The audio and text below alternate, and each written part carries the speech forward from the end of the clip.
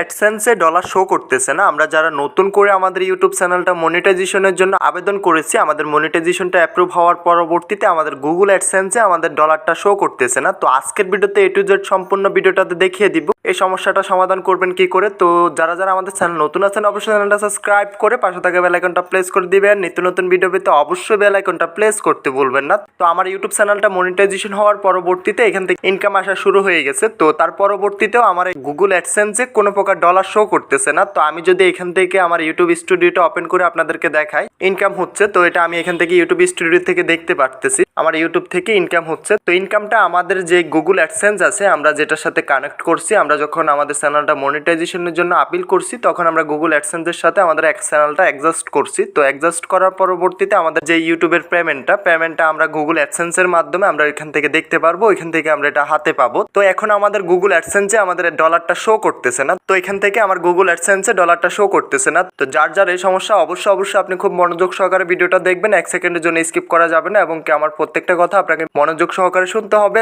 আমরা যখন আমাদের একটা চ্যানেল মনিটাইজেশনের জন্য আপিল করে থাকি, যখন আমাদের চ্যানেলটা মনিটাইজেশন অন করে দেওয়া হয় তার পরবর্তী মাসের 9 তারিখে আমাদের গুগল অ্যাডসেন্সে ডলারটা শো হবে এবং কি আমাদের যাদের কয়েক মাস হয়ে গেছে আমাদের চ্যানেলটা মনিটাইজেশন অ্যাক্টিভ হয়েছে আমাদের এখান থেকে ডলারটা শো করতেছে না। তো সেই ক্ষেত্রে আপনি কোনো প্রকার টেনশন করতে হবে না, আপনার ডলারটা অলরেডি আপনার গুগল অ্যাডসেন্সে রয়েছে। তো সেটা আপনি কি করে দেখবেন, তো এখান থেকে আমাদের 3 ডটে ক্লিক করে দিতে হবে। 3 ডটে ক্লিক করে এখান থেকে আমরা একটা অপশন পেয়ে যাব পেমেন্ট ইন প্রো, এটাতে চলে আসতে হবে। তো পেমেন্ট ইন প্রোতে চলে আসার পরবর্তীতে এখান থেকে আমাদেরকে ডলারটা শো করতেছে না।